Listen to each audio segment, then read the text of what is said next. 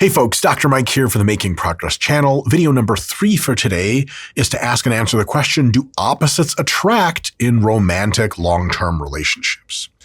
Here's the thing, we hear a lot about opposites attracting through media. I mean, there's an amazing Paula Abdul song called Opposites Attract, which is amazing, and so is Paula Abdul. Paula, hello. But let's take a look at what science says, because it used to be that the science of relationships was based on a lot of case reports, maybe some longer-term ethnographies.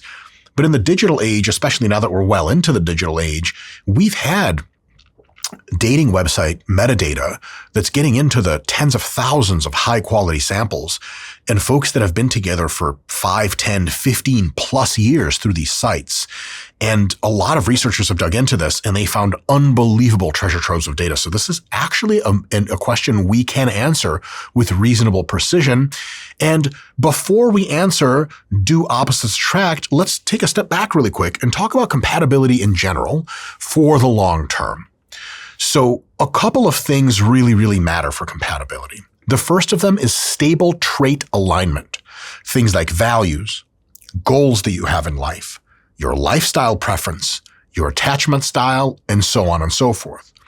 If you have a high alignment, and we'll get to examples of these in just a little bit, then everything kind of works out pretty damn well. It is not automatic happily ever after. It's just a very low friction relationship, which means that whatever emotive happiness you do have runs pretty much unimpeded all the time.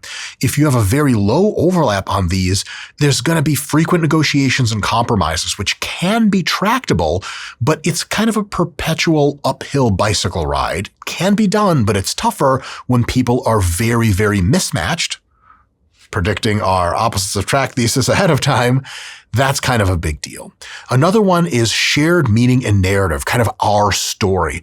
If it's high, you see each other as members of the same relationship team. Like my wife and I, Crystal, we're on the Crystal and Mike team. That's right, the lady goes first.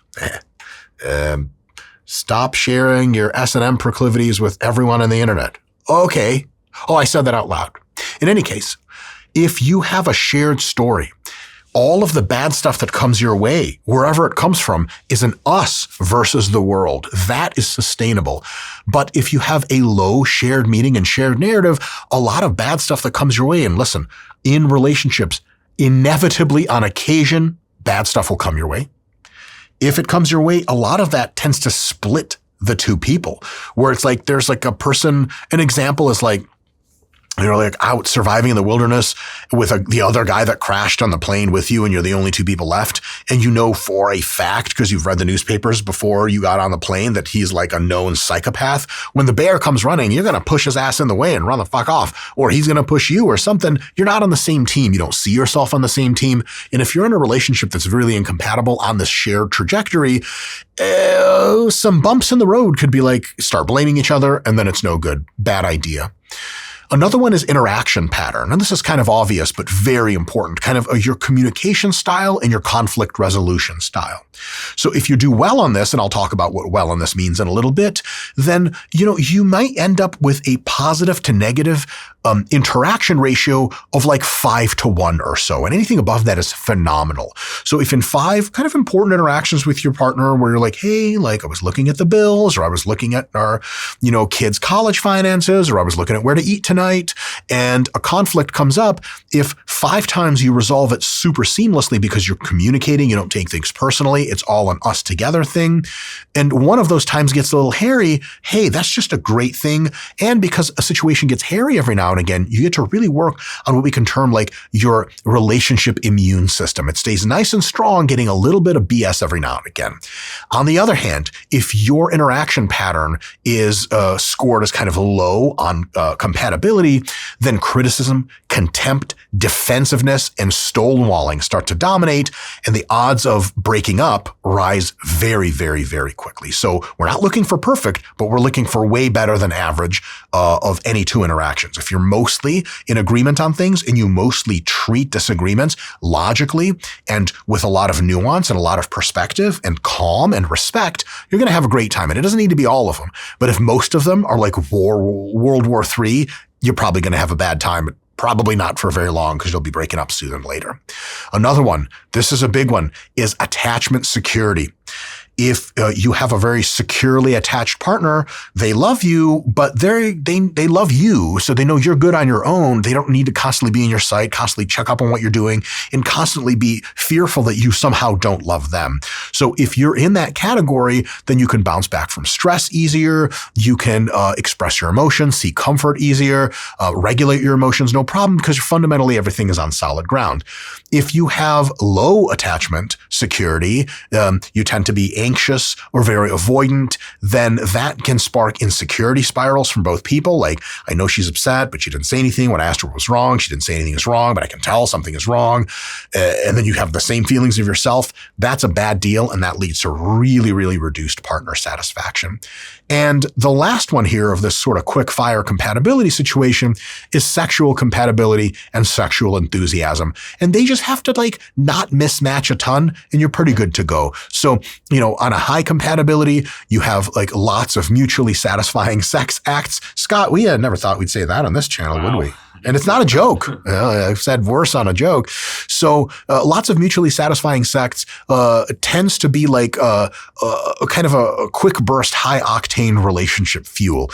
And it really buffers a lot of other stressors out. You have a tough day, some good old fashioned you-know-what can really speed things up to clearance, and everyone's having a really good time. If you have low sexual compatibility, that's absolutely not the end of the world by itself. However, if some other stuff is not so great, let's say you're feeling quite distant emotionally from that person, the finances are strained, your life priorities are a bit different, and the sex is just a giant question mark or an audible flat line like there's no one alive here, the probability that one or both people will be like, we're not even really in a relationship, we should just cut it and go, rises very, very substantially, which is not to say sex is something to base your relationship on. But if you sprinkle a little sexual pixie dust on a relationship, it just makes it better, and it almost never makes it worse. So the take home from this really quick summary, before we get into a little bit more meat and potato stuff, is that compatibility is a probability booster. So you can imagine how opposites attract survives that one. It's not a magic spell. Perfect compatibility is not a thing, and perfect compatibility does not guarantee the relationship will be successful. But high levels of compatibility on your sailing ship give you massive tailwinds, and you just crash through waves and get through them no problem, maybe with a bit of a struggle, but you're going to be successful most times. Whereas incompatibility gives you headwinds. Now, you can tractably treat incompatibility at a pretty high level and still make it through and have the relationship sustain itself. It's harder though, and can more often require the intervention of a professional, psychologist, psychiatrist, social worker, in order to mend and continue to progress the relationship. Not that that's a bad thing at all. That's a great thing, but you might need a little bit more gusto the more incompatible you are to keep the relationship in one piece, if that's a thing that both people think is a good idea. So now we get to, okay, so what is the actual science saying about compatibility versus is compatibility generally important? Yeah, hell yeah, it is. Here's the thing. Lots of data on this, very good data, tens of thousands of subjects in these studies, not randomly assigned, of course, but that's part of the thing we're studying is people assign. We can measure their compatibility and see what the probability is they're still together and how they're rating their relationship at 1 year, 5 years, 10 years, 15, and so on and so forth. It looks like core value and life goal similarity tends to match for couples that are secure and still in business years later at something like 85% match. Guys, for the record, that's really high. That is a very similarly aligned life goal and purpose person to yourself. They're not going to be identical. They're going to have some differences, but very, very similar predicts the best relationship outcomes. Opposites attract is looking real bad at this point is all I'm going to say. Here are some examples. Let's say you have a health-first lifestyle. Both of you do. That means that both partners rank exercise, sleep, whole food, healthy eating kind of as non-negotiables or at the very least very high priorities. Then Saturday mornings at the gym get to be an event that you're doing together instead of a, hey, like, where are you going? It's Saturday morning. We're supposed to be like chilling in bed together or going to the museum or something else. And then when one person's fitness hobby turns into another person's nuisance, that's when you're more likely to have a bad time. But if you're both having that fitness hobby and that health hobby, I'm not saying, objectively, it's a great thing to have. It doesn't mean every relationship should have it. Just as an example of something you share is a very good thing. Another one, and this one's really, really, really big, is a long game financial philosophy. When we have money coming in, what do we do with it? If one person is like, YOLO, let's spend it, Viva Las Vegas, and the other person is like, invest in ETFs and pay down our mortgage so that we can eventually be debt-free and live the good life, that it could be really gnarly. And it's statistically true that a huge fraction of fights in serious couples are about money. Hey, Scott, when's the last time you tuned your girl up when she asked you about the money? See? Daily. Yeah. It's like, can I have money just to eat? Nice. Yeah, see? You can have money when you're begging for it, see? Yeah. I'll get my own money, see? Yeah, by becoming a lady of the night, see? Yeah, why wouldn't I, see? Scott, where am I? Blacked out. You're like, Mike, you're in the 1920s and you're a gangster. I'm like, man, perfect. See? All right. So big deal with the money thing. If you disagree about, are we mostly into scrimping and saving? Are we 50-50 or are we mostly into YOLOing? If you're in the same category with your partner in any three of those extremes or ranges, you're going to be doing all right. If you're very different, it's going to be really, really tough. Another one is, this is massive. In your relationship might not be there yet, but when it turns into marriage and then some, kids and parenting. Right? If both people want kids roughly in their early 30s, they want 2 kids and that's good. And then they have an authoritative leadership style, though not authoritarian. That's when you're like, hey kids, you got to go to bed in 3 minutes. You're not like, go to bed or oh my God. You're still putting the foot down, but gently. Then and there's well understood rules in your household that there's distinct pre-understood punishments for that are not draconian, but quite serious. And then if you're awesome, it's a super big vibe. If you parent like that, both of you do, then you're probably going to have a pretty goddamn good time. If one person wants 0 kids and the other person wants 3, if one person likes to do like travel a lot and live the nomadic lifestyle and the other person wants to just live in an apartment building or a little house with a green lawn and a white picket fence, if one person likes to treat their kids like they can never do any wrong and the other person treats their kids like they've got like original sin and Jesus Christ can't help them with that, you're going to have a bad time because it's just going to be a lot of bumping heads about really, really, really important stuff. So I guess to folks that are still not married or still don't have children or still haven't been in a relationship that could trend towards marriage, like pretty early on in relationships that you think are pretty serious, you should be on the same page about kids. And I really do mean that, guys. Like, I don't know a whole lot. Most of this channel is dilettantism and me thinking I'm way fucking smarter than I really am. And I got to say, some things I know pretty damn well. You meet a girl that you're like, whoa, like you're both in your late 20s, you're both looking to settle down. And after like 2 dates, she's like pretty intense. And it's a fun conversation to have anyway, just for bullshit. I bring up the kids conversation, just kind of sniff out what the shit is. If she's like, I need 4 children and I need them raised exactly like this, you're got to be like, either that's like, oh my God, my queen, or you're like, that ain't me. I think it really, really hurts couples when they don't have that talk until they're very much in love or very infatuated with each other. And then she's like, I want 4 kids. And he's like, I never want kids. Oh, like I'll tell you right now, Scott, you'll appreciate this. Just splitting the difference in having 2 kids is not helping anyone. It's hurting both people. Like you could just be with someone else that also wanted 4 kids or just be with someone else that wanted 0 kids. Tons of people in the world, tons of people you could be compatible with. Don't shortchange on this really, really big stuff. Another one is growth mindset and lifelong learning. If someone likes to go to museums, likes to read, likes to expand their minds, like to pick up new skills, like to move their career ahead, and someone else considers all that like just like, oh, you're like never relax, like you're so like stop trying to upgrade yourself all the time, just chill and smoke a blunt, then man, it's going to be tough. When you're a growth mindset person, it's amazing to have some support. And not everyone needs to be psychotic, Tony Robbins times 10, but if you're pretty similar on that, or at least the person with you, if their growth mindset, they're cool with you chilling. And as long as you don't degrade them, and if your growth mindset they're cool with you getting after it without them degrading you or trying to be like, stop all this stuff that you're doing. I'll tell you the guys this. When you marry someone, when you're in a long-term relationship, ask yourself this question. If fundamentally they never changed at all going forward, will this still work and am I still in? If the answer is, nah, man, they're going to have to change or I'm out, just get out. The probability of major change in adulthood orchestrated by you to your partner is very low and usually comes with a lot of pushback. But if you're like, yeah, if nothing else changes, this is ride or die, you're golden. Time to put a ring on that motherfucker. No problem at all. Trying to change each other, having major incompatibilities that you knew ahead of time about, but were just like rose-colored sunglasses, that is going to be a big deal. Big deal, big deal. Now, another point. So we just covered, let me scroll back up in my little notes section here, core value and life goal similarity. That's number one for the top 5 boosters of compatibility and long-term success.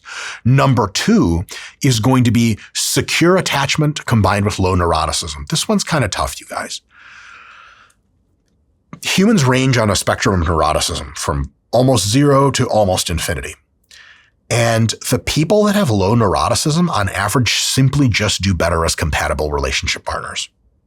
One person with high neuroticism makes the relationship more difficult. 2 people with high neuroticism make the relationship really goddamn difficult. And if you sprinkle in there the kind of low neuroticism that intersects with an insecure attachment, like every time Scott and I, people don't know this, Scott and I used to be married to each other. I was the woman, he was the man, but I was like a career girl. He was usually drunk by the morning and I would put on my little business suit, little lady suit. I would walk off and he'd be like, what you doing out there in the world? I'm like, I'm making us money, honey, so you can have more beer. And he'd throw a beer can, which would explode next to my face. He's really drunk and slow, so I could always duck it. And he's like, I swear to God, you're out there cheating on me, God damn it. And I could never convince him that I wasn't. He had an insecure attachment style and he just had this gorgeous body that I just couldn't stop worshiping for years. But then I left. Scott, is that how you remember it? You know, I would like to be painted in a more charitable light than that, but close. What kind of beers were you drinking? Mich Ultra, son. Well, I think you just painted yourself in all the light you need. So, insecure attachment. Listen, okay. You think your partner is cheating on you? Fucking leave. If you're willing to believe truthfully that they are not, you're good. There is no in between. If you have some probability that is real world, like greater than 5%, greater than nominal, that your partner's out there getting it, and that bothers you, you got to cut the cord. You can't do the back and forth like, where were you last night? If you have to ask, the answer is you got to be somewhere else, and you catch the shit early. Insecure attachment, lots of neuroticism, really bad news for predicting successful long-term relationship. Another one, surprise, is constructive communication. Frequent bids for connection. Being like, hey, let's connect on this. Let's really figure this out versus like exchanging quips. Very gentle on-ramps into difficult conversations. Very rapid repairs of, oh my God, I totally misunderstood you. Yes, Friday sounds great. I'm super sorry. I texted back that one time I was really confused. No big deal. And an enormously important thing, an absence of contempt. If you have contempt for someone that you're with, it's a real strange flex because like, I think you reserve contempt arguably for your own psychological health and internal world for no one. And then if you're going to have contempt, it'd be like for Vladimir Putin, a terrible person who does not deserve life as far as I can tell, because he's toasted millions of fucking people at this point in Ukraine, hundreds of thousands. Sure. Saddam Hussein, Hitler, those are bad people. For your wife or your girlfriend, or what did Ludacris say, Scott? Your main bitch? Mm-hmm.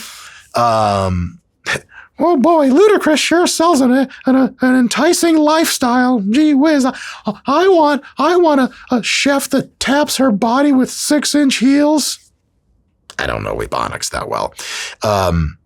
Scott, does contempt seem like an ingredient to a good relationship to you? I'd say no. I'm going to just go ahead and say that's the opposite of a good relationship.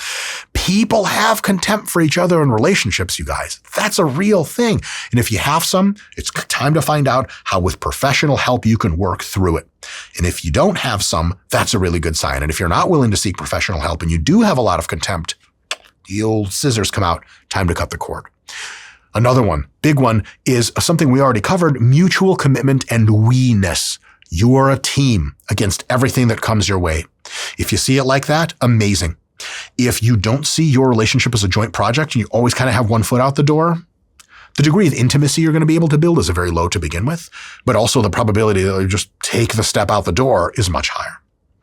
And a small but meaningful one is ongoing sexual satisfaction and novelty, right? And here's the mechanism. Within individual boosts in sexual satisfaction end up making the relationship happier and more stable. Happier and more stable relationships do not predictably boost sexual satisfaction. It's a one-way street.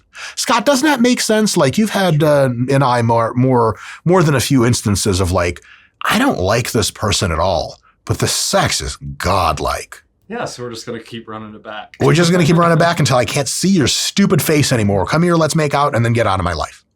And on the other hand, if you have a really awesome relationship and you sprinkle some amazing sex in there, it just makes the old 50s going to work, man, on, hey, Bob, but everything looks great today. Get in my car. And like, what's happening at that guy's house earlier? 50s mom is draining his dumb ass. And that's just great for everyone. So sex can't fix your relationship, but it can sure as hell make it a little bit nicer. And that's never a bad thing. However, if you're having amazing baller sexual interactions and the rest of it's broken, you have a hookup buddy and not a real relationship. Now, because we got into this idea of do opposites attract, let's talk about the top 5 degraders of compatibility, or compatibility kryptonite. Number 1, contempt, eye rolling, not as a joke, but for real, name calling. Scott, I don't call Crystal names, do I? Well, I call her a few names, but they're all in fun. all jokes, folks. They're all jokes. Jokes are a big difference. If it's for real, Scott, could you imagine I for real called Crystal a bad name, but I wasn't joking? You'd be like, dude, what the fuck? Yeah, especially in front of other people. Unreal, right? Like you're well on your way. But some people do this all the time and they're like, we're still struggling through it. Like, all right, cool. Contempt is the single strongest predictor of the dissolution of relationships, which actually makes perfect sense. But what I'm trying to tell you guys here is that if you do have a lot of contempt both ways in a relationship, or even just one way, reconsider. Seriously, I'm not trying to break up the whole world here. I guess this video is kind of to offer you guys an idea of like, here's how a good relationship works, better than average. Kind of try for that. Don't just settle for bullshit. A lot of people settle for bullshit. Another one, top 2, attachment insecurity. Again, if you're not totally cool with who your partner is and you don't have a baseline level of trust that they won't go out there and do shit that you don't approve of, you're golden. If you're constantly side-eyeing whether or not some shit is off, you're gonna have a bad time. Your insecurity will bleed into the relationship. It's gonna cause constant conflict. You're gonna feel bad. They're gonna feel bad.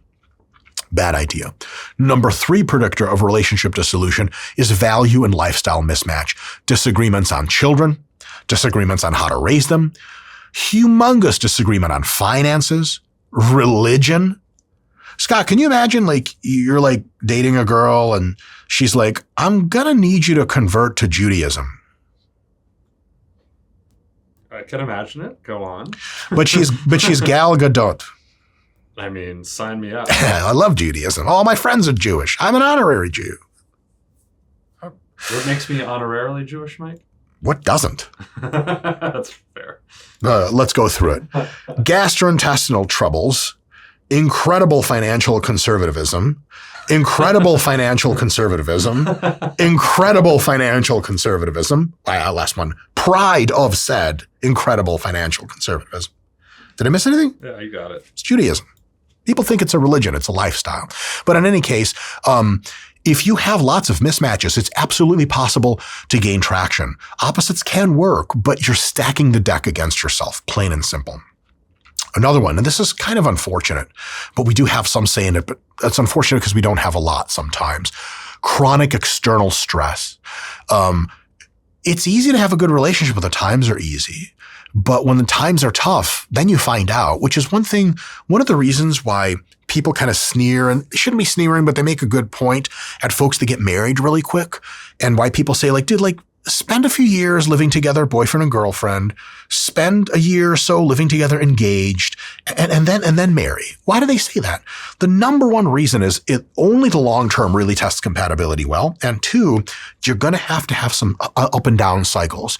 You're really excited about a new job. They don't give you the job. You come home. How do you act to your girlfriend at the time? If you're like, hey, I'm really sad, honey. She cheers you up. It's great. You go out, you get the next job. It's amazing. Hey, that's really good news. That's a good sign. That's probably a keeper. You go back. You're kind of weird. She's kind of weird. She gets catty. Why do you give a fuck about your job so much? I'm all you need. I'm right here. You're like, blah, blah, blah, blah. And you get in a fight. You're doing that in the girlfriend times. The marriage times is going to be real fucked up. So that external stress is a good test. External stress gets high enough, it breaks down a lot of people. But because some high stress is on the horizon in every relationship, stress testing is something that needs a long time to happen. So that's definitely something to do. Now, if you have stress, how you co-manage the stress is another big deal, kind of a subset of that. Financial chaos, mental health issues that aren't so treated, substance abuse, all of these things erode the couple's coping bandwidth. And this is a huge, broad evidence base to conclude this, by the way. So this is a real thing. If you're decent at dealing with problems, you're going to have a higher chance. But if you either have a lot of problems or are poor with dealing with problems or both, not good sign. And the last death knell of relationships, and it's only a fraction, but it's meaningful, is sexual boredom or disinterest. And I'll tell you this. In your later years, you get to a place where you're both good getting all the sex that you need and fill in with masturbation or whatever people do, weird rich people arrangements where they, eyes wide shut kind of stuff. You're totally good to go. But I'll tell you this. If you have lots of very obvious and poorly rectified sexual compatibility early in a relationship, try to work it out. And if that doesn't work so well, you could do it, but it's maybe not the greatest thing. Unless there's an understanding that just sex is just not an important part of our relationship. It's easy to say, but probably isn't true. So it's not lethal by itself to have low sexual compatibility, but it accounts for a decent enough fraction where if anything else goes to hell, the overall picture is like, nah, I'm out versus like, oh, wow, I really have to save this. So answering the question here, do opposites attract? The short answer is in long-term committed relationships, absolutely not. It's the opposite. Similarities attract. That does not mean exact identical similarities. That doesn't mean you're the same person, but pretty damn close is just a better bet than really goddamn far away. And this is coming from analyses of millions of couples over a century of formal research. And they find that couples are very similar on nearly every measurable trait. And there is an exception to this. And one of the biggest exceptions is complementarity, where one person has one trait, one has another, shows up mainly on dominance and submission. Scott. Oh, you like that, don't you? My God. How does this? It doesn't mean in sex. Also, whatever. That just is taken care of in the sex part. What it means is there someone that likes to be the person that deals with driving or with the remote control? Things like that. If the mom really likes to parent the kids and she'd really like the dad to just kind of take a supportive backseat role, and the dad is like Gucci to take a supportive backseat role, thank God, good to go. Amazing, complementary, phenomenal. If you're fighting for the same slot, not good. So if someone really likes to be the person that drives the car, that's how they feel secure, and the other person really does not like driving, match made in heaven. And then opposites do attract like that because they're complementary. But if one person wants to drive and the other person's like, I'm a better driver than you, you know I should drive. And they're like, you're not a fucking better driver than me. You just take bigger risks and somehow don't die. Fight. Bad news happens. Bad news happens. Similarity wins. Not exact similarity, but more similar predicts a better relationship longer term than way more different. All right. Second to last thing. When do you pull the ripcord and get out of relationships that you've concluded are probably no good to go? Got a couple things going on here. At the end of these, I'm going to say about 5 things. And if 2 to 3 of these are chronic and bad, like they keep happening, and you kind of dread coming home, might be time to get out. or at least start thinking about it. These are surmountable, but at a certain many of these over time, and they're not getting better, there's different people out in the world, and you might actually be more comfortable single than with a person that you can't fucking stand. The first one is persistent contempt or stonewalling, like months of eye rolls, withdrawal, no improvements despite sincere efforts. This person's just not into trying to make your relationship better. That's a bad deal. Another one is super chronic emotional distance. You kind of feel like polite sometimes. Roommates more than lovers or people that have connection. You try to get close and it kind of lands with a thud. Not ideal. Another one, this is a big one, is repeated, and I mean repeated boundary violations. Lying. There's going to be some lying in your relationship sometimes. Not every lie ends the relationship. Some lies end it right away. Not every lie ends it. There's going to be some financial betrayal. Sometimes it's the end of the world. Sometimes it's low key and whatever. Crossing agreed deal breakers. If you have one of these instances, in some cases, it's over. It should be. In other cases, you can crack through it. Like every relationship has flaws and faults. Nobody's an angel. Nobody's perfect, except for Scott, the video guy. But if you have multiple sequential violations of trust, where do you think this is going? Is kind of the question. And it's probably time to consider getting the fuck out. I would say here that abuse, what is defined as emotional abuse is up for debate, though some emotional abuse is very clear and you should probably get out when that's happening. Physical abuse to me is a non-starter. I would say like if your man puts his hands on you, as the Blakes say, the African-American vernacular term, if someone who's bigger than you and stronger than you gets physical with you, I would say your best bet probably, I'm not an expert on this at all. I could be giving wrong advice. So please ChatGPT this before you listen to me, but play super cool, be super conciliatory, make sure they calm down, don't rebel, don't fight back. Serial killer like CIA spy calm through that episode and then quietly make arrangements to leave when they're not around and never fucking come back and go instantly to the police and file every single fucking charge. At the very least, get a cease and desist. They can never talk to you again. Nobody ever has the right to put their fucking hands on you. And if a grown man puts his hands on a woman for other than self-defense, like you just better hope that other people don't find out about that and see you in real life is all I got to say. Bad deal. That is just an absolutely huge deal breaker.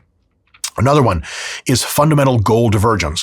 One wants kids in 2 years. The other wants permanent child-free global nomadism, which a lot of people do. No one's willing to budge. Like you can try to work that out, but remember, working it out is like that whole parable in the Bible where they like cut the baby in half to give to one or two claimants on the baby's DNA. I think that's how it worked. Another one is you say, okay, but therapy can mend these, and it can. So one of our biggest death knells of when to pull the ripcord on a relationship is therapeutic futility. Multiple well-meaning attempts at weeks or months long of therapeutic trials did not result in improvement. If you're like, yeah, it's our 4th time going to therapy in 3 years, and I think this one's really going to work, maybe. If it's time number 5 after that and it still hasn't worked and there's been no real improvement, like at some point you got to be like, yeah, this ain't it, man. Like, this ain't it. This isn't going to work. Those are all the ones. Remember, 2 or 3 of these start blinking red for a few months. You're better off. What's that song, Scott? Better off alone. Yes. Do-do, do-do, do-do, do-do.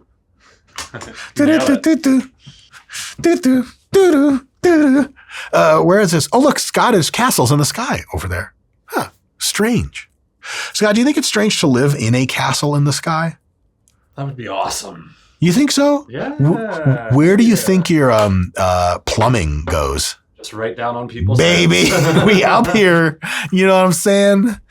I love it. All right. So now here's the thing. I've said all the stuff about how opposites don't attract, about how compatibility is everything, give you a bunch of detector mechanisms, but there is a little bit to say about how you can get a relationship with a lot of discordance, with a lot of difference, actually be successful. And remember, these are marginally effective, and at some point they're not going to have an effect. But for some differences, they can make an excellent relationship out of what would otherwise be a decent relationship.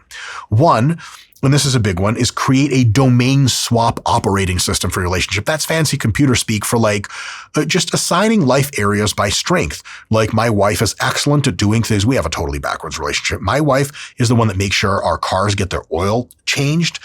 She's the one that makes sure the bills get paid in the house. She deals with all the people that do contracting. I don't do any of that shit. I have no idea what it is. I'll screw it up if I do it. She knows that. I know that. Scott, what do I do for our relationship if she's doing all that? Hurt it. Make it worse. Right. And that's my job. My wife's no good at hurting our relationship. Somebody has to do it, so we have a split, right?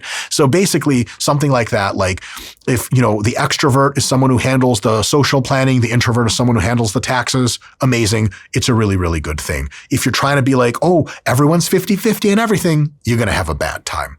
Another one is maybe weekly or every other week alignment meetings, 30 minutes, no judgment zone, just to sit, chill, and talk about like, hey, what's going good? What are we grateful for? What kind of feelings are we having? To really because relationships can float apart and you don't catch it until it's 6 months later and you're basically at war with each other.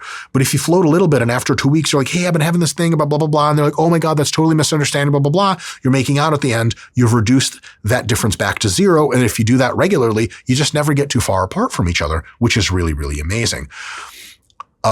Structured conflict resolution tools, because you're pretty different. You might have some conflict. You can do the speaker listener technique where someone gets to speak and the other person just listens and then they switch instead of interrupting each other. You can do 20-minute psychological break. Like it's really hot. Let's 20 minutes. Let's set the timer. Let's back away from this. Come back to it when our emotions have cooled down. You can also, and this is something that works really well. You just you're in kind of a weird spot. You're like, come here, come here, come here. You hug each other. You get in bed or in a couch or just standing up. You hug each other and you kiss each other and you hold each other. And while you hold each other, you talk about what's going on. A lot of times that massive increase in oxytocin and all those together chemicals actually just changes your brain. And you're like, I feel really good about us. And I feel like we can work towards a solution. And then both of your brains open up towards solution as opposed to being closed off and being like, we're enemies now. So sometimes just grabbing each other and holding each other is really, really awesome. That's worked for my wife and I a ton. And I fake conflict when I want sex. I'm like, I'm feeling alienated. Come touch me. And she's trying to hug me and I just get my cock out. That's fair. It's a good move. Works every time. I'm kidding. That was a joke. All right. Here's another one. Celebrate and ritualize differences. If your wife is into art galleries, take a shitload of mushrooms. I'm kidding, sort of. And go to the art gallery with her. You don't know shit about art, but there's a lot of art on the walls, I'll tell you that, more than usual. And then, if you have a thing where you do powerlifting meets or bodybuilding competitions or you go to the gym, she's something that's that's his world and I'm going to go cheer for him.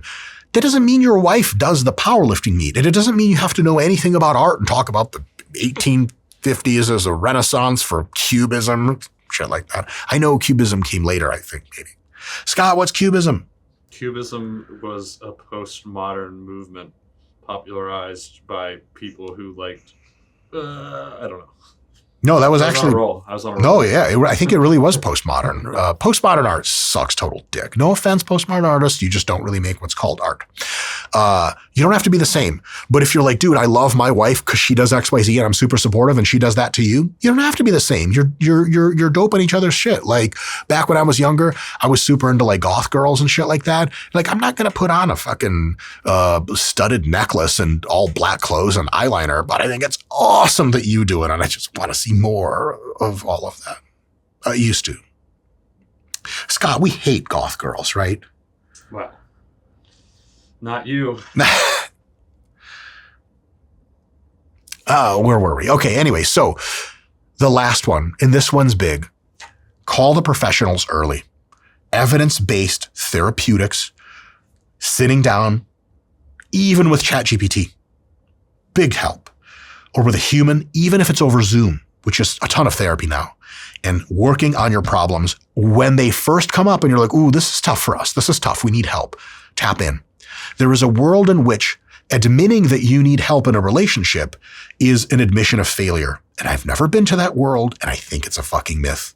Most people will say, nah, we don't need therapy. Them's are the people that go back at home and just beat the shit out of each other and throw beer bottles.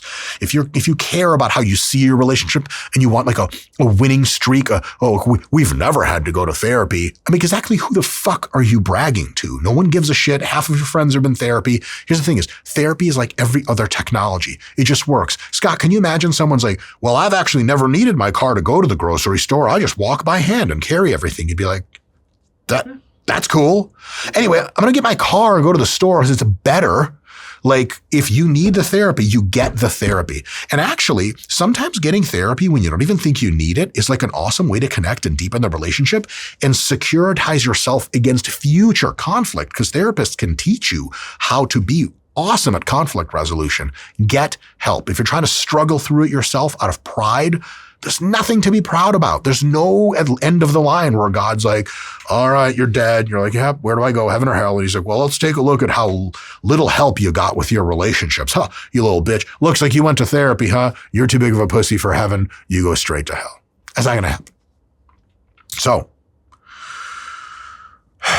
how do you know that you're making the right calls in romance? How do you know that at the very peak of your emotion and your anger and your disagreement over something with your significant other, that you are able to make sequentially better and better decisions to get yourself out of that sludge and to think more calmly and rationally and compassionately for the long term?